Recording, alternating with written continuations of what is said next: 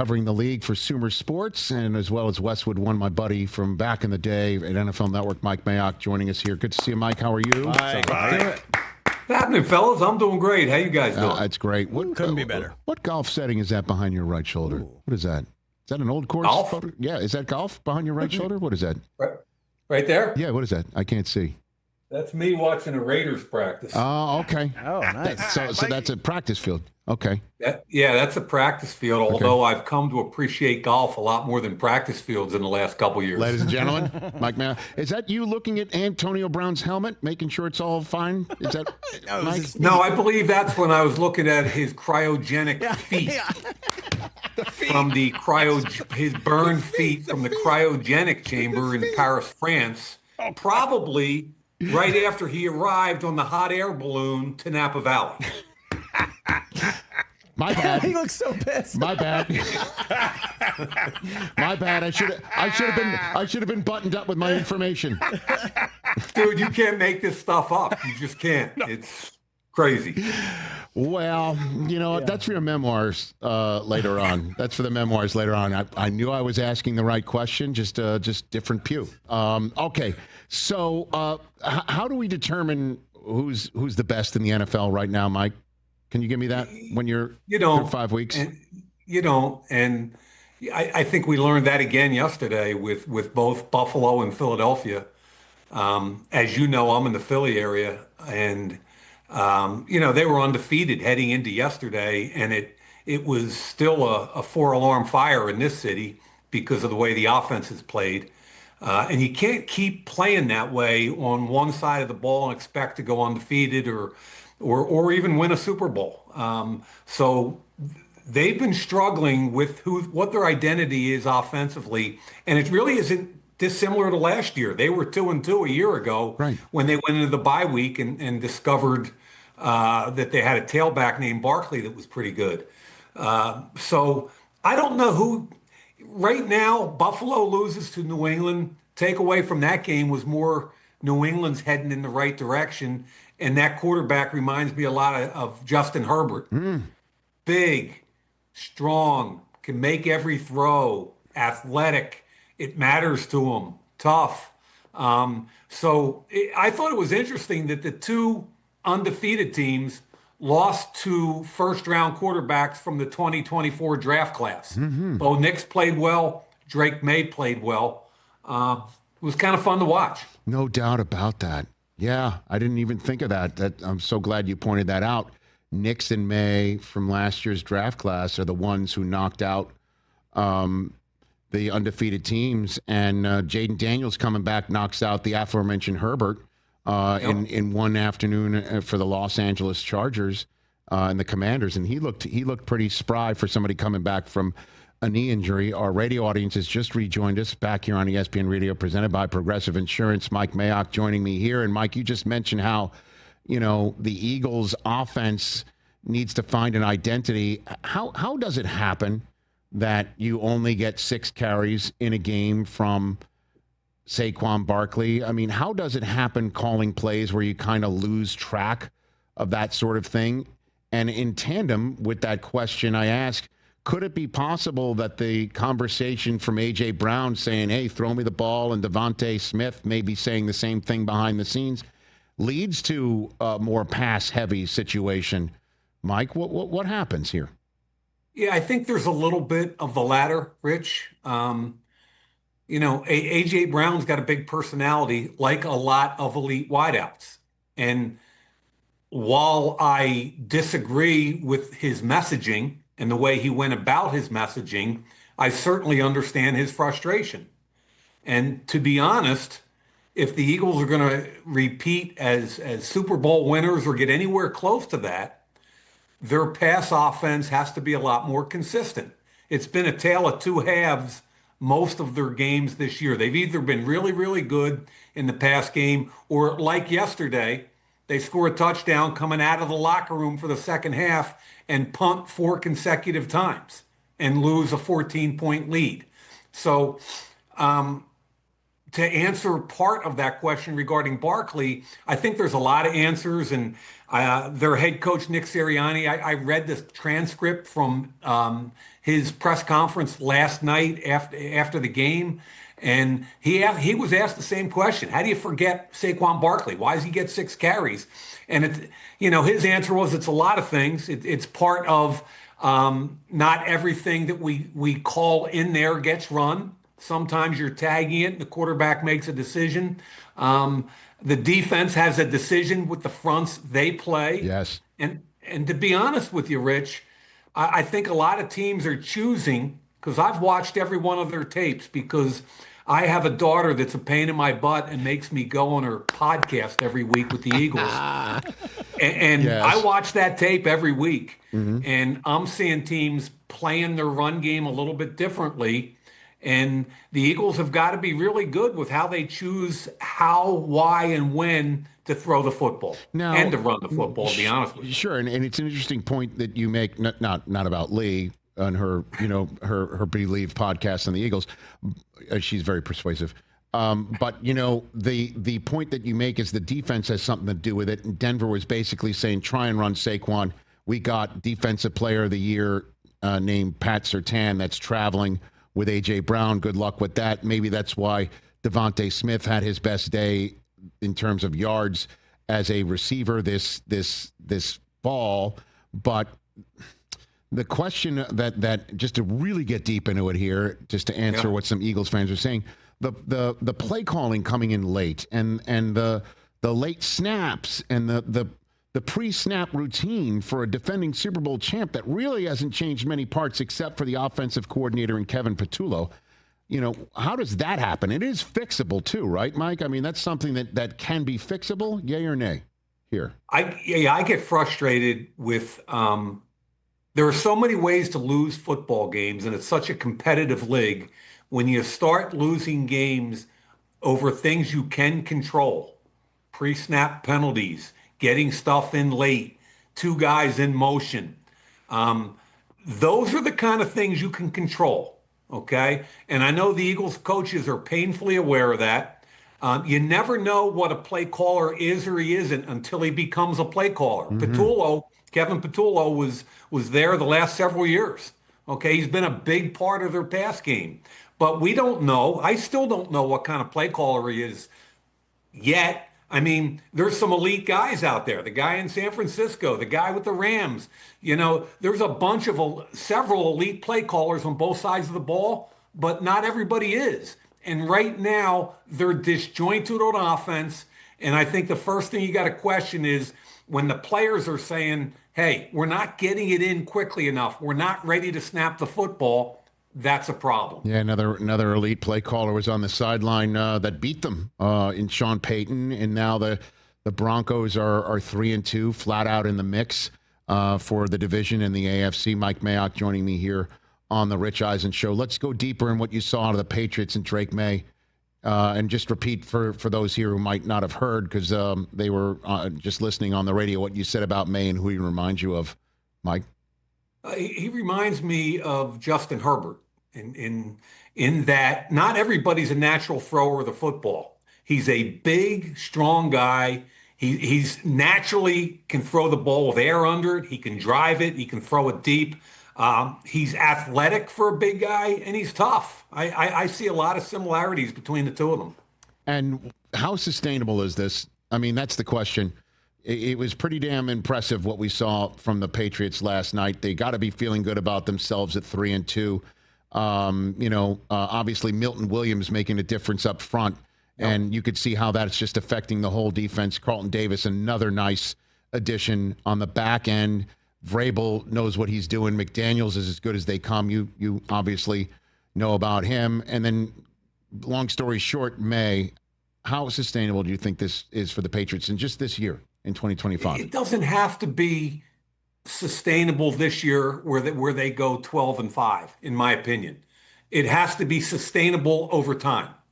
Okay. And whenever you walk into a franchise that has struggled winning recently, yes. I mean, there's got to be a bunch of changes, and it starts with culture. Everybody thinks culture happens overnight. It doesn't. It happens over doing the same thing the right way over a period of time and getting players to believe. So I love what's happening with Elliott Wolf, and I love what's happening with Vrabel. And organizationally, it looks like they're in lockstep, which I love. I think the most important thing is they keep developing that quarterback. I thought it was cool that Diggs had all those catches last night. What do you have? 10 for over 100 Yes, sir. last night, Rich? Yes, sir. You know, I mean, he made a couple throws to him, expanding the pocket and getting out with arm strength and athleticism that were beautiful. And Diggs still has explosion, and he's got game. They're continuing to develop that offensive line. I think Vrabel has a blueprint that he believes in. He not a lot of BS to him. That's right. And I think Elliott Wolf complements him well. So I think they're a team on the rise, Rich. I don't know what it's going to translate into wins and losses, but I like where they are. Mike Mayock here on the Rich Eisen Show. What do you think the Raiders should do? I mean, Geno leads the league in interceptions right now. Yeah. He's on pace for a 30 interception season. You know, Pete loves him. Obviously, brought him in and believes in him. But they're these turnovers are killing this team right now as they're trying to get a win. They haven't won except week 1 in New England. Well, what do you think they should do, Mike? You know, Rich, I'm probably not close enough to that situation to be overly critical. I haven't seen much of them. Mm-hmm. What I would tell you is, you know, if you juxtapose their situation with the Jaguars, who are now 3-1. Yep. And why are they 3-1? Well, they're taking care of the football. They've generated 13 takeaways on defense. Mm-hmm. They're only allowing about 18 points a game. They got a defensive coordinator named Anthony Campanelli who's doing a hell of a job there. So they're cleaning up all that kind of stuff with a new group, okay? Your quarterback can't throw 9 interceptions in 5 games, especially a guy that's a veteran that's played for that head coach. So obviously, that's at the top of you can't have the interceptions, you can't have the penalties. You know, guys like Brock Bowers being hurt certainly doesn't help it. But that really, Rich, I can't get much beyond the surface because I really haven't seen much, if any, of their tape this year. Okay, and yeah, I mean they do have Kenny Pickett sitting there, but Pete doesn't seem to be ready to go and make that move. As the Raiders now fall to 1-4, which is just an unfortunate development. I've got Mike Mayock here on the Rich Eisen Show. Then I'll open it up to you. What jumps out at you from Week 5 of something that you want to talk about that you think we should know, Mike? I'll just give you that floor on that front. What do you think? Yeah, I think the Ravens thing is really surprising. 1-4, and their quarterback's out. We all know that. Difference makers are hurt on defense at every level. I mean, they had 2 defensive backs out, Humphrey, and they had Roquan Smith and Matabike, a defensive tackle. But beyond that, especially defensively, what's going on? It's 35 points a game to one of the best franchises who I respect as much as any franchise in the league. Mm-hmm. You know, what is it? Why is it? You see them and there's some missed tackles out there. That's not a John Harbaugh team. What really is it driving this? And I think it's an aberration. I hope it's an aberration because I believe in them. But, you know, defensively, the 2 things you got to do to start with fundamentally are you got to tackle and you got to have block destruction, meaning get off blocks and get to the football. Well, what's beyond that? Then you get into scheme. I think if I remember correctly, Rich, last year they brought Dean Pease back in October or November to kind of help with Orr's transition to a defensive coordinator. And there's a lot of noise out of there right now about their defense and the safety or not of that young coordinator. Be interesting to see. Chuck Pagano's on that staff. You know, be interesting to see if they bring in another senior guy like they did last year to try to help stabilize it. But if I know Harbs, I think he's going to just kind of get everybody in and kind of close the doors and say it's us against the world. And it starts with us. No more penalties, no more turnovers. We got to get healthy. We got to do the fundamentals. But Rich, I find that really intriguing. I thought that Tampa Bay Seattle game was awesome. fun to watch. And, awesome. Awesome. Loved it. Loved it. Yeah, one of the things I love about that whole thing is kind of the sub story of the quarterbacks that were formerly high picks that are now making headway in the NFL. Baker Mayfield, I think he's a top 7 or 8 quarterback right now. Darnold, how about Sam Darnold? Yeah. I mean, does he look like the guy that was with the Jets? I mean, No, and both of them with Carolina, right? And Baker was playing defensive end scout team when right. he was with And then Carolina. Look at them look now. at Daniel Jones in Indy. Daniel Jones, I mean, you can bitch and moan about him as a Giant all you want, but at the end of the day, you know, a couple of years ago, I did their game in the playoffs at Minnesota where they beat Minnesota in the wild card, and I thought they won the game because Daniel Jones used his arm and his legs. He's pretty talented. He's not a natural thrower of the ball, but used correctly with a good run game and defense. And you know, you're asking me what I see around the league. I see Indy playing some pretty good defense under Lou Anarumo. I see them running the ball 48% of the time, Rich, which is, I think, 5th in the league. Who are the other teams in that group?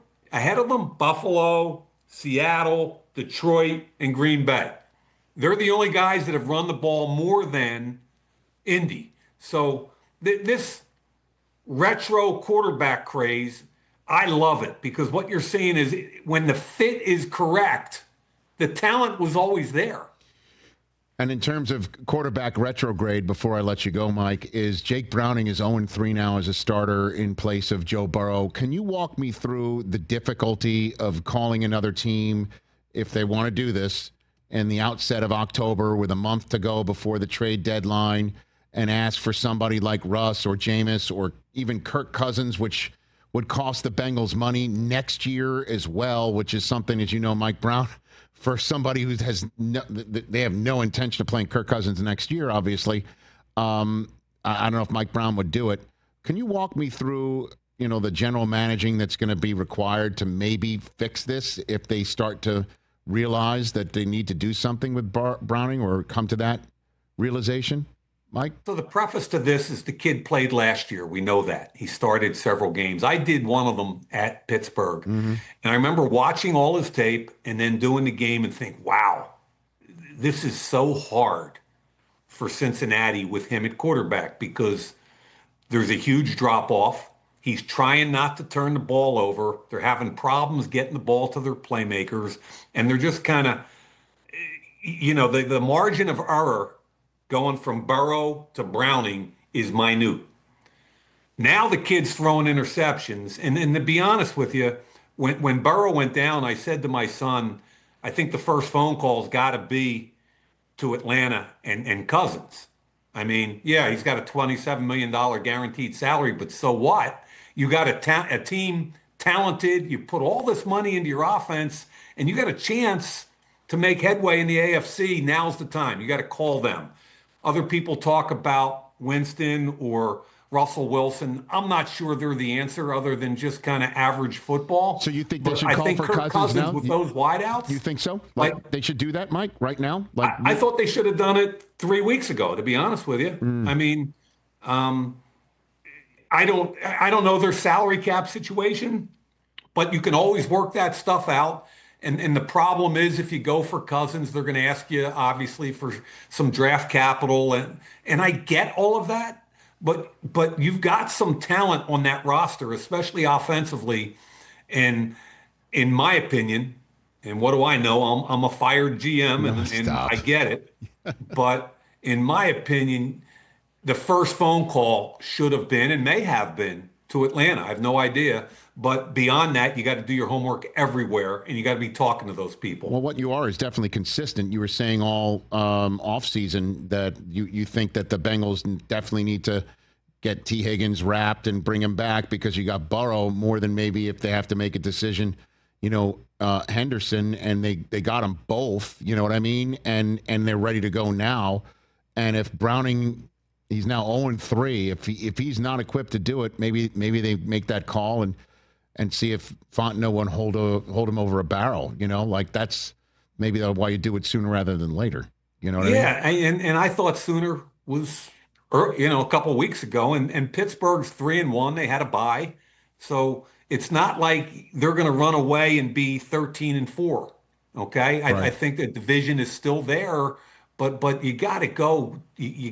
I believe you got to show your team that, hey, we believe in you, and we're going to bring in a big time guy. Mike, you're the man. Thanks for the time. Really Thanks, appreciate it. brother. We'll get you back on real soon. Thanks for the 2 cents. Yeah. Hey, you made it all the way to the end. Thanks for that. Check us out every single day streaming live on Disney Plus and the ESPN app 12 to 3 Eastern.